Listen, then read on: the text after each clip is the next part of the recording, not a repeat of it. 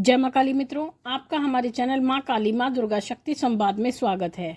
मित्रों, अगर आप हमारे चैनल पर नए हैं तो हमारे चैनल को सब्सक्राइब कीजिए, लाइक कीजिए, शेयर कीजिए, साथ ही नोटिफिकेशन बेल को भी प्रेस कीजिए जिससे हमारी आने वाली वीडियोस का नोटिफिकेशन आपको तुरंत मिल जाए। मित्रों, आज का जो विषय है वो विषय बहुत महत्वपूर्ण है। विषय ये है कि आपके मन में कौन बोलता है। बहुत से लोगों का ये प्रश्न होता है या बहुत से लोगों का ये असमंजस वाली स्थिति में बहुत से लोग होते हैं कि हमारे मन में कौन बोलता है। जब आप एक साधना करते हैं, आप एक शक्ति उपासक हैं या अपने इष्ट के उपासक हैं। इष्ट के उपासक सभी होते हैं, लेकिन ज़रूरी नहीं है कि सभी शक्ति उपासक हो।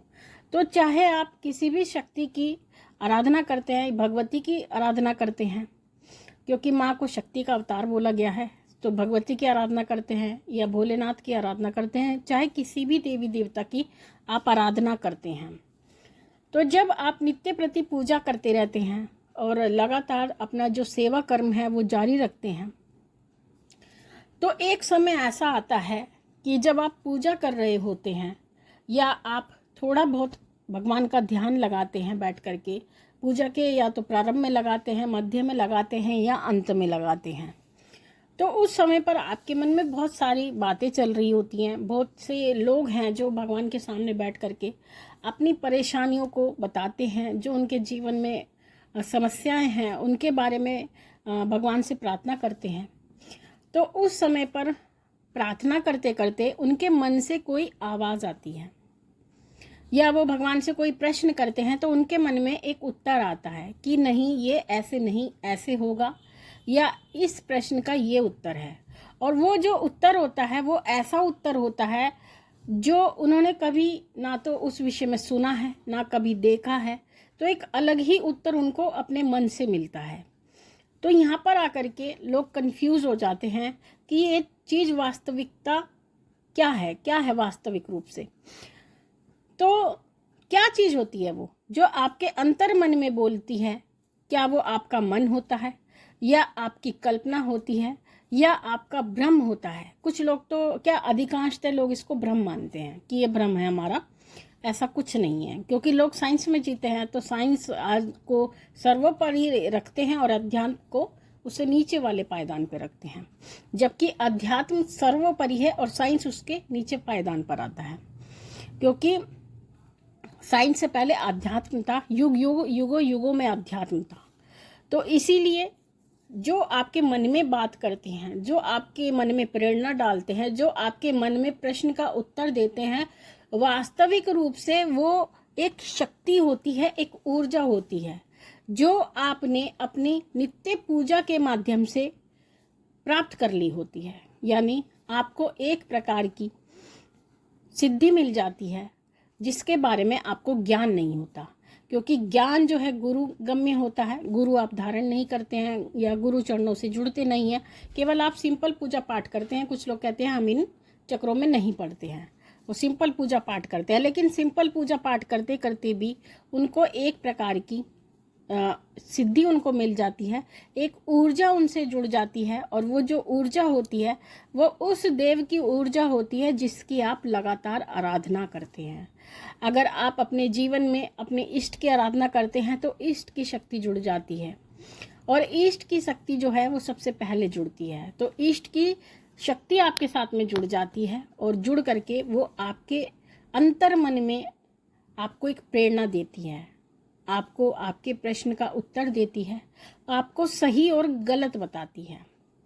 इसी प्रकार से जो लोग सवारी वाले बच्चे होते हैं उनके साथ भी यही परिस्थिति होती है। वो ये कहते हैं कि माँ, जब हम पूजा पाठ करते हैं और पूजा पाठ करते करते हम ध्यान में जाते हैं या पूजा पाठ कर रहे होते हैं, उसी दौरान हमारे मन में प्रश्न आता है और प्रश्न का उत्तर हमें स्वतः ही मिल जाता है।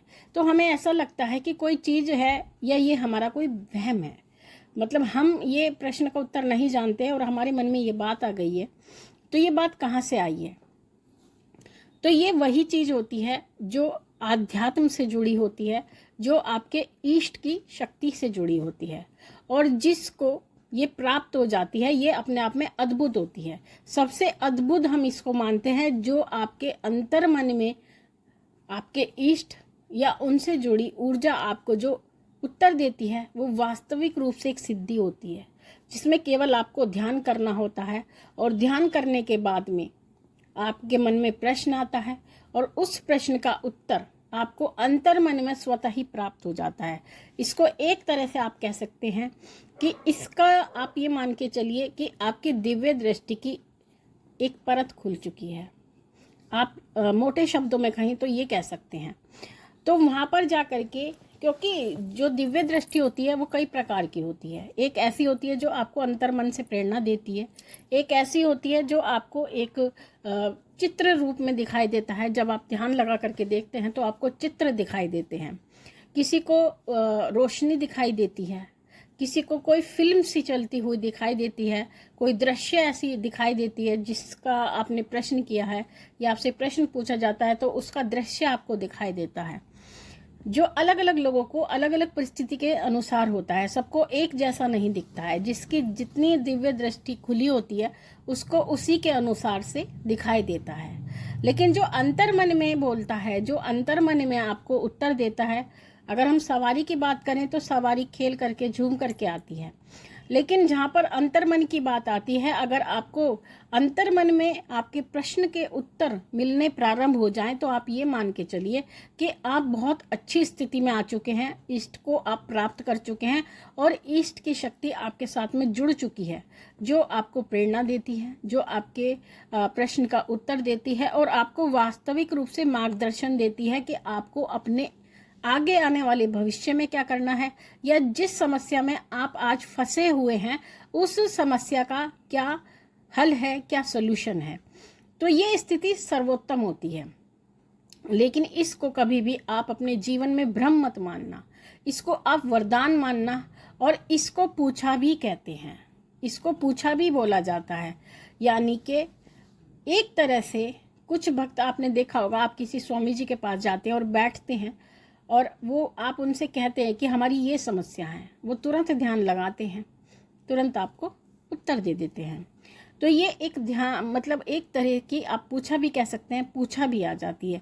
कई बार ऐसा होता है कोई व्यक्ति विशेष आपसे कोई प्रश्न करता है तो आपको तुरंत उसका उत्तर मिल जाता है, या समस्या बताता है तुरंत आपको उसका हल मिल जाता है। अगर आप आध्यात्मिक मार्ग से जुड़े हैं तो आपको उपाय पता लग जाता है कि तुम ये उपाय करो, तुम्हारा काम बन जाएगा। और जैसा आप उसको उपाय बताते हैं वो कार्य उसका सिद्ध हो जाता है।